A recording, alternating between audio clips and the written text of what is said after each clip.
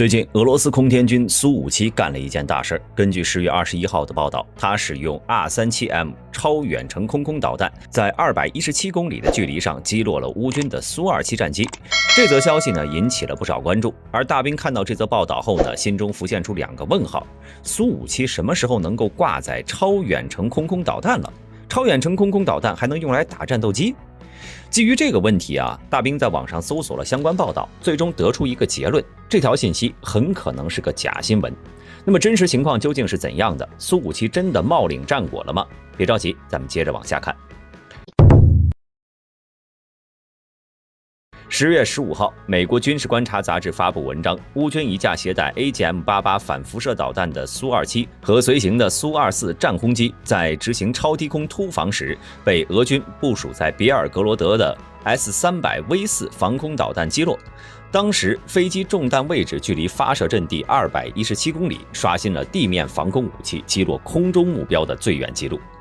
时隔4天，印度亚欧时报在19号发布文章称，俄军前线总指挥谢尔盖·苏罗维金大将证实苏57已经参战，但是没有明确指出他担负的具体任务。同日，欧亚时报还发布了另外一篇文章，称俄军的苏57可能是在远距离情况下发射的 R-37M 空导弹击落了乌军的苏27。至于证据嘛，是乌克兰民众拍摄的一张俄军导弹飞过的图片。除此之外，没有透露任何其他有用的信息。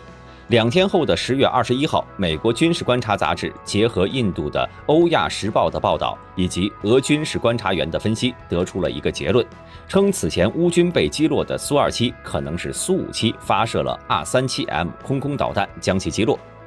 在大兵梳理完关于这次事件所有信息后呢，乍一看好像确实是俄军的苏57在217公里外击落了乌军的苏27。但上述信息来源多为军事观察员的个人分析，只是提及了这种可能性，并且根本没有提供确实可信的直接证据，比如现场视频、飞机或者导弹残骸、官方公告或者调查报告等等。因此这个消息呢，很大概率是假新闻。但它即便是真的，大兵也更愿意相信俄军是使用 S-300V4 反导系统击落了乌军战机，而不是苏57。因为从技术角度分析啊，这种概率真的很低。首先，咱们了解一下苏57，它是一款俄罗斯研制的5代单座双发多用途隐身战机，曾在2010年1月29号首飞成功，2020年12月25号服役。由于种种原因，目前这款战机呢，仅处于小批量生产阶段，目前能够确定加入俄罗斯空天军序列的只有5架。而在欧美防空系统源源不断援助乌克兰的今天，俄军恐怕是不太敢拿宝贵的苏57去冒这种险。同时，苏57在执行对空作战时，主要挂载 R-77M 中距弹和 R-74M2 近距格斗弹。有消息称，苏57也能搭载经过升级的 R-37M 远程空导弹，也就是这次美国军事观察杂志文章中认为苏57击落乌军战机的武器。而根据俄军之前公布的数据，这款导弹的最大射程超过了300公里，并且他们在多年前还展示了将它和苏57、苏 35S 以及苏 30SM 结合的规划。如今苏57的成功发射 R-37M 在217公里的射程上击落苏24和苏27，似乎也并没有什么问题。但是这款导弹使用的技术就决定了它很难做出这样的成绩。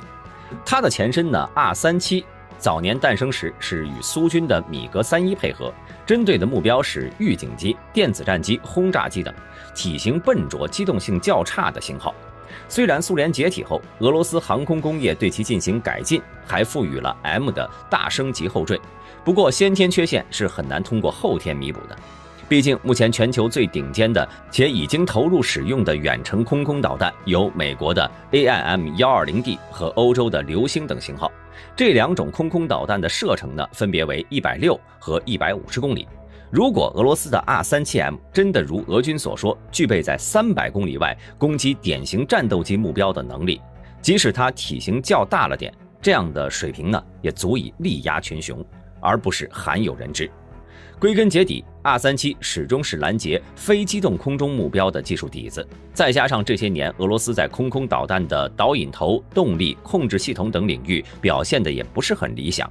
即便俄军在 R-37 上面加了一个 M， 性能有一定提升，那也仅仅是与早年更加不堪的状态相比。虽然它可以搭载的平台更多，但也只是使用上更灵活，而不是真正的脱胎换骨。所以大兵认为，俄军的这款导弹用于远程打击战斗机，那还是差点意思的。或许有朋友会问啊，1973年美国海军的 F-14舰载机搭载了射程154公里的 AIM-54不死鸟空空导弹，击落了203公里外的靶机。表面数据呢是直接超越了前面提到的 AIM-120D。俄罗斯 R-37M 再不济，应该也差不多吧。且不说苏57的机载雷达能不能在200公里外精确锁定乌军战机，即便是成功锁定了目标，并且发射了 R-37M， 等导弹飞行200公里，再打开主动制导雷达，这段时间呢，也足以让乌军战机飞出不可逃逸区了，命中概率可以忽略。同时，各位别忘了 F-14和不死鸟这对搭档呢，原本就是美国海军针对苏联愈发强悍的远程侦察机、轰炸机而设计的，并没有对机动过载提出很严格的要求，才使得它的射程非常突出。结果就是不死鸟尺寸比较大，重量达到460公斤，而实战中的不死鸟射程也没有那么变态。以伊朗空军装备的 F-14A 为例，他们在2伊战争中使用不死鸟攻击伊拉克的米格21、米格23等目标时呢，交战距离往往不到40公里。而在科索沃战争中，美制的 AIM-120也频频出现在70-80公里的攻击距离上击落南联盟的米格29的情况。简单来说，就是俄军的苏57和 R-37M 的组合，要么是远程攻击非机动目标，要么是近距离攻击战机类目标。实战状态下，而且是在217公里的交战距离上，击落苏27、苏24这类机动目标是基本没有可行性的。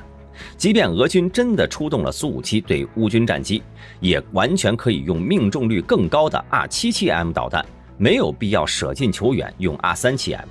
因为超远程空空导弹更适合打击机动性较差的预警或者加油机，而不是机动灵活的战斗机。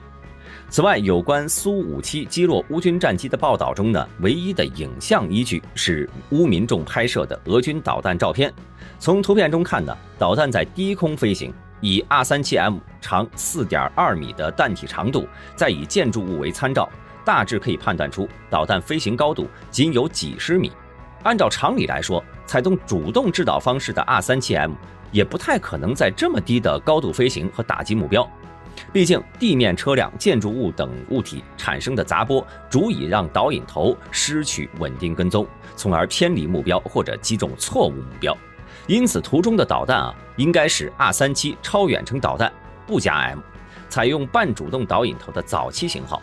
而考虑到采用半主动制导的空空导弹可以利用载机的机载雷达引导导弹命中目标，不用考虑地面杂波对导弹产生的误导，实现空空导弹客串空地导弹。再加上俄军一直缺乏精确对地导弹，拿空空导弹改为空地导弹使用也算比较符合逻辑。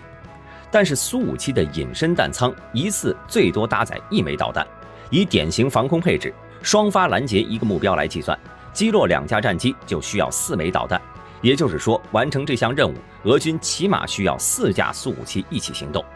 这对于当下仅仅只有6架的苏57的俄罗斯空天军来说，这种配置来击毁2架战机，这根本就不现实。同时，战机使用半主动制导导弹打击目标时呢，载机需要保持对目标的持续照射，不能做剧烈机动。这是战机最脆弱的时候，很容易被敌方战机或者防空导弹锁定，并遭到攻击。尤其是欧美防空系统源源不断地进入乌克兰，北约预警机又在战场周边持续监控的情况下，俄军拿苏57去冒险，明显很不明智。最后，咱们开始提到的俄罗斯前线总指挥苏罗维金大将在19号接受媒体采访，甚至还提到了有关苏57参战的情况。因此，假如苏57一次性取得击落苏27和苏24的战果，那么俄军完全没有隐藏的必要，公开宣传才符合军事价值。但是截止到现在，俄方仍然没有影响力较大的媒体报道此事，与当初的 S-400在150公里外击落乌军的苏27后多家俄媒竞相报道的情况成鲜明对比。总的来说，这次俄军苏57在217公里处击落乌军战机，如果这是真实情况，那么人类有史以来最远的空战击落成绩将会被刷新。但是比较可惜啊，无论是各媒体披露的信息，还是技术角度考据，这则消息的真实性真的太低了。图片中的导弹最大可能呢是俄军使用的苏 35S 或者米格31挂载的 R37导弹，对乌克兰地面目标进行了打击，而非苏57创造的217公里的狙杀记录。至于被击落的乌军战机啊，应该是俄军的 S300V4 防空导弹的战果。虽然当下的它作为俄军主力陆上反导系统，不务正业的转身去拦截乌军战机是一件很难想象的事情。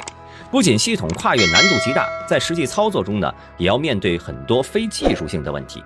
但在技术上来讲 ，S300V4 确实有这个能力，其用于拦截战术导弹的高空或者低空拦截弹，完全可以满足拦截战术飞机的需求。好了，今天的视频到这里就结束了。各位朋友对此有什么看法呢？欢迎留言讨论。我是大兵，我们下期视频再见。